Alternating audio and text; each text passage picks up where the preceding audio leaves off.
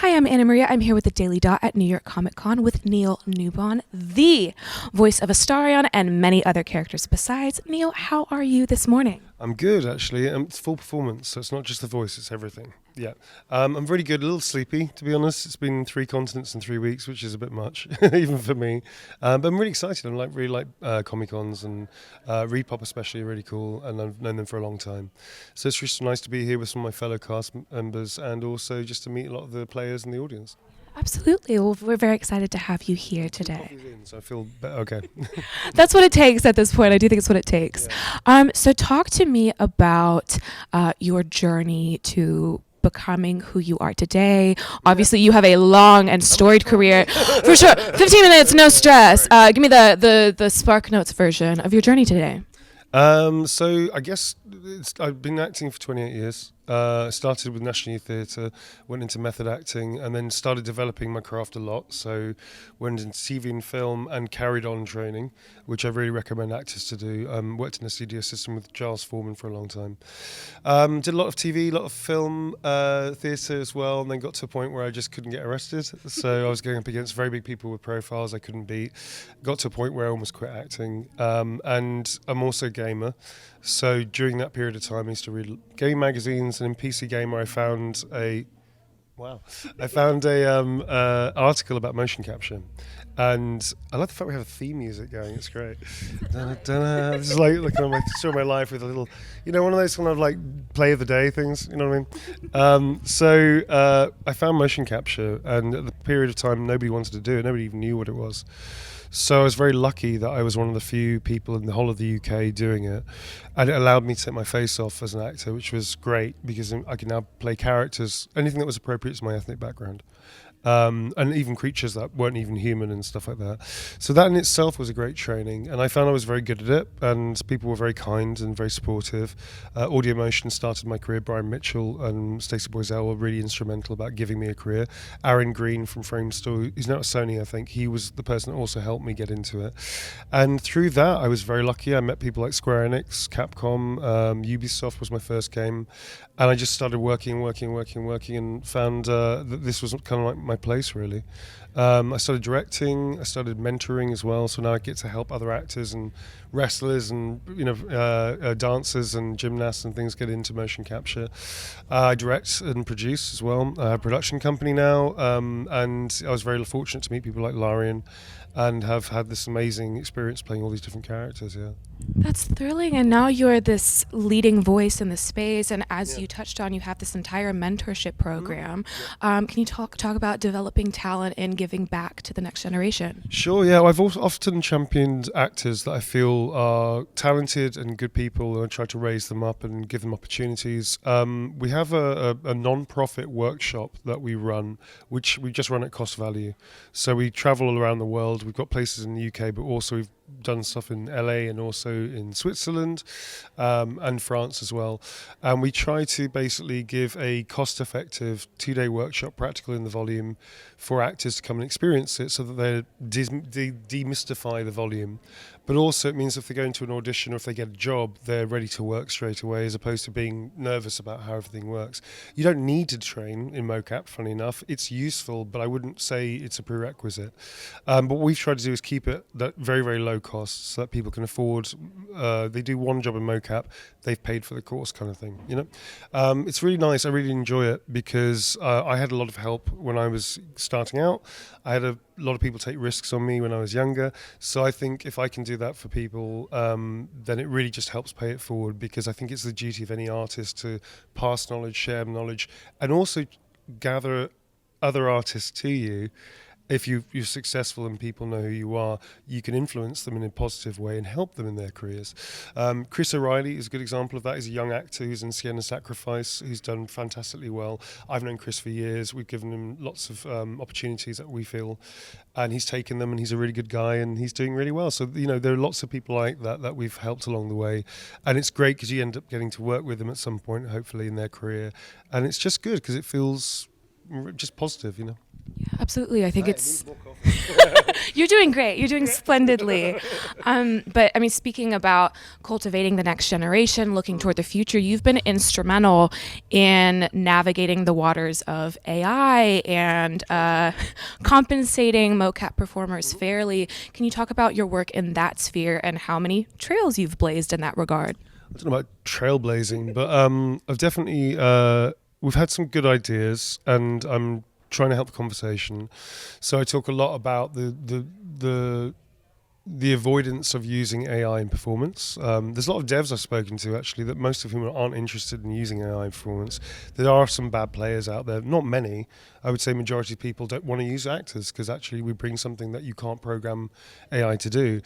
One thing that I have done, which I can't talk about details because that's NDA'd, but we have secured for myself as an actor, I think the world's first mocap data buyout, which I don't believe has ever happened before. I might be wrong in that, but I've never heard of one.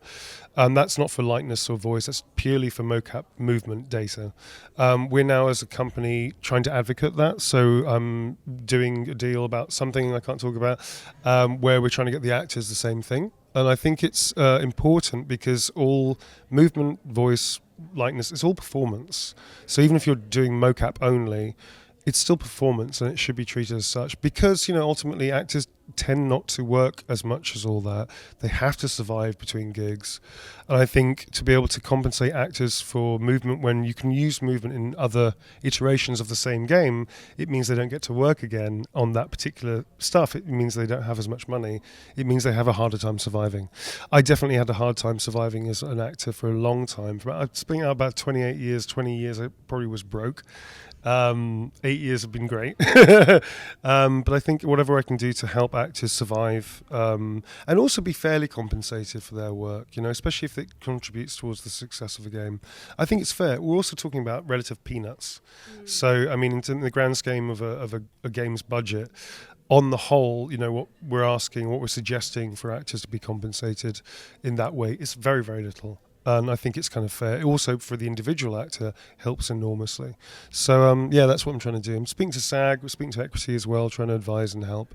I'm not the spokesperson for all of this. I'm just another actor, but I have a lot of experience, I have a lot of understanding of the industry, and I think I can help. Or my company can help. Well, fingers crossed. Yeah. Absolutely.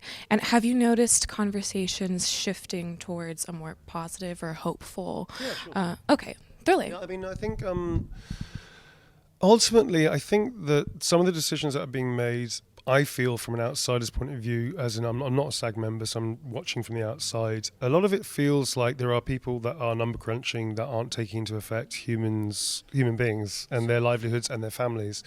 And I think that's kind of where the problem lies. I think the creative side of it, the games companies, the studios themselves, by and large, they like actors. They want to use actors. They've used actors in the past, and they try to want to support them. Larian is a great example of a highly supportive games company that love actors, that have used 258 actors in full performance. All of us did full performance for our characters. And they looked after us really well, and they still look after us really well. So I think people have to understand that, it is complicated. It is a new thing. It's mocap has only been used really in games for about 25, 30 years, maybe maximum. So it is a relatively new industry, whereas film's been around for over 120 years now, theatre for thousands of years, etc., etc. People are still trying to understand how to work this, and AI is really come and shattered most industries. It's affected most industries, not shattered, sorry, but it's affected, had an impact on most things now. And we're not entirely sure. People haven't put boundaries down yet, not proper ones anyway. So it's an interesting experience being a creative. Personally, I don't want to see art made by AI. I think it's incredibly dull. I think it's interesting as a mind palace, like, oh, what if we do this? But ultimately, I want to see people make it because I want the flaws, I want the happy accidents, I want the things that you can't program that just sort of happen and are influenced by human life. I think it's kind of crazy to try and populate an entire game with AI voices because it sounds crap. It sounds like shit. And especially with things like movements and stuff, I want to work with the actor in the volume. I want to see what they can bring to add to my vision or the vision of the director or the vision of the animation director or whatever. I want to see what you can put together as an ensemble because humans are community animals. I think that's the spirit of art. It's all about shared storytelling. It's all about shared experience and understanding. So to supplement that with AI seems redundant, personally. But that's just me. What do we know? Yeah, beautifully stated. How has Astarion changed your life, if at all? Well, it's definitely had a major impact on my life. I'm usually the bridesmaid, not the bride, in terms of I'm usually a supporting actor or the protagonist, the antagonist or the villain or whatever you want to call it, which is great because I often have the joy of having that freedom of not having to worry about carrying the story. I'm very much one character in a big ensemble cast in Baldur's Gate 3. So in terms of lead character, there are like 11 lead characters, I would say, including the narrator, that are kind of like the forefront of the game in that respect. There are many amazing supporting characters as well, all of whom have these great personalities, and a lot of people have gravitated towards them too. So it would be remiss of me to say that he's the lead. He's not. However, he has become the face of the game in some respects. I think TikTok has a lot to blame with that. Not my fault. It's been great. It's been very humbling. I'm very grateful for the attention of my work and also the work of all the other actors. And also to be able to thank Larian enormously, and the writer Stephen Rooney, for instance, the creator of Astarion, Swen, who's just helmed this amazing, beautiful project, and to be a part of this masterpiece as one actor amongst 300 actors is blinding. I think for me personally, it's great to be able to speak to so many people, see that the people like the story, they connected to the character, they understood what myself, Stephen, and the directors at Pitstop and Swen and Larian were trying to do with my story and also with all the stories of all the characters. It's really great to see that people connected to it and felt seen by it in so many ways. In terms of the fame thing, I've never been motivated by that. So I have a very public-facing job, which I'm aware of, and I'm really happy to talk about the work and stuff. It has made me very aware of my very strong boundaries in my private life, which have always been there anyway, but they've just reinforced that need to, this is great. I'm afraid nobody gets to have that, because I think the more I would reveal of my private life, the less you're going to focus on the characters I'm playing. And for me as a character actor, that's really important to keep that boundary, as well as just my private life is, I don't make money from my private life, So that's my thing. I do talk about politics a lot because I believe in being an advocate. I do talk about diversity and inclusion a lot. I also believe in that too. So having a bigger platform now to be able to talk and help people, especially because there's a lot of trans kids that come up to me, which is really sweet, LGBTQI plus people as well, which is great. So I get to be an ally and support that too. And I think it's really useful to be able to have a voice, an educated voice, because I try and educate myself about a lot of different experiences that people have, so that I can at least do my bit to have an impact back and help in that way. It's very humbling actually as well, and I think sometimes we have to keep very grounded about who we are and our worth and our self-value, especially when you're being given compliments. You have to sort of keep more grounded in that respect, because I think the danger is you can start believing it. So I try and keep myself very, very grounded by all of this. But I also think it's wonderful. I mean, I love the fact so many people have liked my character and so many people like the game and have really connected to it. And I've been entertained ultimately. I think I am rambling. Not at all. Again, so eloquent. So truly eloquent. And we're wrapping. Okay, well, that's all the time we have today. That's right, thank you so much for chatting with me, Neil. It's been great to chat This to was you. lovely. Yeah, thank you.